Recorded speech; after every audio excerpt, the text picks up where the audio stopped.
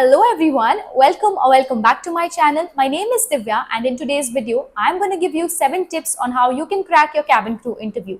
Firstly, I would like to tell you all that I have been to 2 cabin crew interviews so far and have got selected in both of them. So the tips that I'm sharing with you all are through my personal experience. I'm sure if you follow these tips, you'll definitely crack your next interview. Now without any further ado, let's get into the video. Tip number 1 is confidence. In a cabin crew interview, confidence is the most important thing. Interviewers interview में ये नहीं check करते कि आप कितना right बोल रहे हो या फिर कितना रॉन्ग बोल रहे हो. वो लोग सिर्फ एक चीज चेक करते हैं और वो है आपका कॉन्फिडेंस. सो अगर आप इंटरव्यू के लिए फर्स्ट टाइम जा रहे हो, first go and make your self comfortable with the environment. वहां जाओ, लोगों से बात करो, मेक फ्रेंड्स. वहां पे सब लोग एक ही मोटिव से आते हैं टू क्रैक द इंटरव्यू. सबके इमोशंस भी वहां पे सेम होते हैं. जब आप फ्रेंड्स बनाओगे, लोगों से बात करोगे, तब आप आपके इमोशंस भी उनके साथ शेयर करोगे और आप नर्वस भी एक साथ फील करोगे. इससे क्या होगा, इससे आप ऑटोमेटिकली कॉन्फिडेंट फील करोगे. जब आप आंसर्स कर रहे हो, अगर आप कॉन्फिडेंट उस टाइम नहीं भी फील कर रहे हो, बट आंसर्स देते वक्त आपको एचआर्स को ये दिखाना है that you are very confident. Second चीज, वहां पे आपको कुछ कैंडिडेट्स ऐसे भी मिल सकते हैं जो आपको बोलेंगे कि एचआर्स बहुत स्ट्रिक्ट है या फिर सिलेक्शन रेशियो बहुत कम है, मोस्टली पीएचडी में सिलेक्ट करते हैं. बट ये सारी चीजें आपको उस टाइम दिमाग में नहीं लानी है. सो यस, ये सारी चीजें सुन के डीमोटिवेट मत हो जाना. You have to give it your best, only then आपका सिलेक्शन होगा. ये इमेजिन करो कि अगर एक कैंडिडेट भी उस दिन सिलेक्ट होने वाला है तो वो एक कैंडिडेट आप हो. उतना आपको बेस्ट देना है, तभी आपका सिलेक्शन होगा. अगर आपका कॉन्फिडेंस अच्छा है, आपकी कम्युनिकेशन स्किल्स अच्छी है, आपकी ग्रूमिंग अच्छी है, तो nobody can stop you from getting selected. Tip number 2 is stand out from the crowd. इससे व्हाट आई मीन इज, आपके जो आंसर्स है वो बाकी कैंडिडेट से अलग होने चाहिए, यूनिक होने चाहिए, इंटरेस्टिंग होने चाहिए, तभी आपका सिलेक्शन होगा. ये मोस्टली फर्स्ट राउंड या फिर फोर्थ राउंड में होता है, जहाँ पे आपको सेम क्वेश्चंस पूछे जाते हैं and you all have to answer the same question. अभी इसमें क्या होता है, आपके जो पॉइंट्स है या फिर आपका जो आंसर है वो ऑलरेडी कोई और बोल देता है. सो आपको वो सेम आंसर रिपीट नहीं करना है या फिर सेम पॉइंट्स नहीं बोलने हैं. इससे जो एचआर है उनको आपके आंसर में कुछ अलग नहीं लगेगा, कुछ इंटरेस्टिंग नहीं लगेगा और आपके जो सिलेक्शन के चांसेस है वो कम हो सकते हैं. सो आप ये ठीक कैसे कर सकते हो, उस टाइम आप अपने माइंड में अलग आंसर फ्रेम कर सकते हो. जो ऑलरेडी पॉइंट्स बोले गए हैं वो पॉइंट आपको फिर से रिपीट नहीं करने हैं, आप कुछ अलग वे में आंसर कर सकते हो.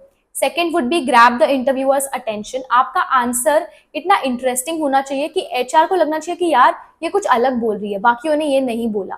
Third would be stay away from negative statements. अगर आपने मेरे क्वेश्चन एंड आंसर्स का वीडियो देखा होगा, वहां पे मुझे थर्ड राउंड में एक क्वेश्चन पूछा था, if you are somebody who doesn't like pets then how will you deal with pets. तो honestly speaking, I am somebody who doesn't like pets at all, but मैंने वहां पे ये स्टेटमेंट नहीं दिया. I was like, I love pets but given a situation where I don't like pets. मैंने कुछ इस वे में आंसर स्टार्ट किया. मैंने अवॉइड किया to stay away from negative statements. वो आपका एक नेगेटिव मार्क डाल सकती है इंटरव्यूअर के दिमाग में. इसीलिए make sure that in your interview you stay away from negative statements. Now moving to tip number 3, which is grooming. Grooming plays a major role in the selection process. मैं अपने personal experience से बता रही हूँ कि fourth round बाद मेरी फिर से ग्रूमिंग चेक की थी. My smile was checked, what I was wearing was checked, my scars were checked, my makeup was checked. तो ये सारी चीज़ें मेरी जो थी वो चेक हुई थी और वो आपके साथ भी हो सकता है. तो मेक श्योर कि आप प्रॉपरली ड्रेस होके जाओ. First, dress according to your airlines grooming standards. जो भी ग्रूमिंग स्टैंडर्ड्स एयरलाइन ने सेट किए हैं, जिस भी एयरलाइन का आप इंटरव्यू देने जा रहे हो, make sure that you are dressed according to their grooming standards. Specifically अगर मैं इंडिगो की बात करूँ तो इंडिगो में you have to wear a half sleeve shirt. आप फुल स्लीव्स भी पहन सकते हो because it is easy to fold. So अगर आपके पास फुल स्लीव्स है, कोई प्रॉब्लम नहीं है, आप फुल स्लीव्स भी पहन के जा सकते हो. नी लेंथ स्कर्ट, ब्लैक और skin stockings and formal heels. कुछ ऐसे ड्रेसअप अटायर होना चाहिए आपका. And when it comes to shirts, आपके शर्ट्स फॉर्मल होने चाहिए. Stay away from flashy colours. और अगर आप प्रिंटेड शर्ट पहन रहे हो तो प्रिंट भी ऐसे पहनना जो फॉर्मल लगे. Second would be about makeup. आपका मेकअप ऑन पॉइंट होना चाहिए. मेक श्योर कि आप अच्छे से ब्लश लगाना, इससे आपकी स्माइल जो है वो और एनहेंस होती है. Third would be about your hair style. So अगर आपके बाल इतने हैं, मेक श्योर कि आप उसको प्रॉपरली स्ट्रेट करके जा रहे हो because it looks more presentable. अगर आपके बाल लंबे हैं तो मेक श्योर कि आप उसका अच्छे से बन बना के जाओ. You can use aloe vera gel और हेयर सेटिंग स्प्रे. सो ये थी कुछ ग्रूमिंग स्टैंडर्ड्स की बात। जिस भी एयरलाइन का इंटरव्यू आप देने जा रहे हो, मेक श्योर कि आप जब इंटरव्यू फॉर्म फिल करते हो आपको उसके नीचे आता है ग्रूमिंग स्टैंडर्ड्स, वैसे ही आप ड्रेसअप होके जाना। कुछ एयरलाइंस आपको ब्लेजर पहनने के लिए बोलती है, कुछ एयरलाइंस नहीं बोलती है, सो वो सब चेक करना एंड वैसे ही ड्रेसअप होके जाना इंटरव्यू के लिए। ऑल्सो टू मेंशन हियर, अगर आपको स्कर्ट पहनने बोला है then make sure you are wearing a skirt. Trousers पहन के मत जाना, क्योंकि second round which is the BMI round, उसमें आपके स्कार्स चेक होते हैं एंड आपको स्टॉकिंग्स रिमूव करने बोलते हैं, क्योंकि उनको आपके लेग्स चेक करने होते हैं। अगर आप ट्राउजर पहनोगे it is difficult for the HRs to check, और वो लोग कहते हैं दैट बोरो समबडी स्कर्ट, तो वहां पे अपना इंटरव्यू छोड़ के आपको कोई स्कर्ट नहीं देगा। सो मेक श्योर कि आप स्कर्ट ही पहन के जाओ। अगर आपको ट्राउजर पहनना ही है देन एक एक्स्ट्रा स्कर्ट अपने बैग में कैरी करना। Tip number 4 is don't get distracted. ये मोस्टली तब होता है जब आप पहले 2 राउंड क्लियर करते हो एंड सेकेंड और जो थर्ड राउंड है उसके बीच में ऑलमोस्ट 1.5 से 2 घंटे का गैप होता है। सो इस गैप के बीच आप बहुत फ्रेंड्स बनाते हो, आप बहुत फ्रेंडली हो जाते हो। तो मैं यही कहूंगी कि आप फ्रेंड्स बनाओ, बट इतने ज्यादा एंगेज या फिर एंग्रॉस्ड मत हो जाना कि आप भूल जाओ आप किस चीज के लिए वहां गए थे। मॉर्निंग में जो पॉजिटिविटी और जिस माइंडसेट के साथ आप आए थे that you have to give it your best, you wanted to crack the interview, यही माइंडसेट के साथ आप एंड तक होने चाहिए। तो बीच में ज्यादा डिस्ट्रैक्ट मत हो जाना ये सारी चीजों से। You have to remember your goal कि आप किस चीज के लिए वहां गए थे, so don't get distracted. Moving to tip number 5 which is presence of mind in a cabin crew interview. Presence of mind बहुत ज्यादा मैटर करता है। जैसे मैंने आपको पहले बताया कि अगर आपका आंसर या फिर आपका कोई पॉइंट किसी कैंडिडेट ने ऑलरेडी बोला होगा तो आपको वो सेम आंसर या फिर सेम पॉइंट रिपीट नहीं करना है। आपको बैक फोर्थ माइंड में कुछ अलग सेंटेंसेस फ्रेम करने हैं, कुछ अलग आंसर बनाना है और वो आंसर प्रेजेंट करना है। सेकंड होगा, अगर आप नर्वसनेस की वजह से फंबल हो रहे हो, मेक श्योर कि आप इंटरव्यूअर को थोड़ा टाइम मांगो, that sir ma'am can I take a minute, rather than आप वैसे ही फंबल करते हुए बोलोगे तो आप वो अपॉर्चुनिटी मिस करोगे, आप रिजेक्ट ही होने वाले हो। अगर आपने मेरा इंटरव्यू एक्सपीरियंस का वीडियो नहीं देखा होगा, please go watch that video, आपको पता चलेगा कि मैं एग्जैक्टली किस चीज की बात कर रही हूँ। कमिंग बैक टू दिस, कि अगर आप नर्वस फील कर रहे हो तो मेक श्योर कि आप इंटरव्यूअर को बस ये बोलो sir ma'am can I take a minute, और वो आपको टाइम देते हैं। वो टाइम जो भी आपको मिलेगा मेक श्योर कि आप उसको अच्छी तरीके से यूज करो, खुद को मोटिवेट करो, अच्छा आंसर फ्रेम करो और वो आंसर फिर आप प्रेजेंट करना। So yes, this is all about the presence of mind, कितना आप अच्छे से आंसर कर पाते हो। Now moving to tip number 6 which is simple English but fluent.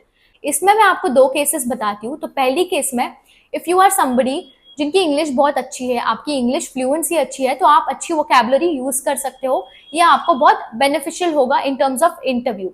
Second case में, इफ यू आर समबडी जिनकी इंग्लिश थोड़ी वीक है या फिर आप इतने फ्लुएंटली नहीं बोल पाते, तो आप ऐसे वर्ड्स या फिर ऐसी वोकैबुलरी से थोड़े दूर रहना जो आपको डिफिकल्ट है टू प्रोनाउंस, क्योंकि अगर आपको उसका प्रोनाउंसिएशन ठीक से नहीं पता होगा तो आप गलत प्रोनाउंस करोगे और इससे क्या होता है, इससे आप आपके वीक पॉइंट्स HR को दिखाते हो। कुछ लोगों को मदर टंग इन्फ्लुएंस होता है, फॉर एग्जाम्पल से आपको एस रिलेटेड प्रॉब्लम्स आते हैं बोलने में।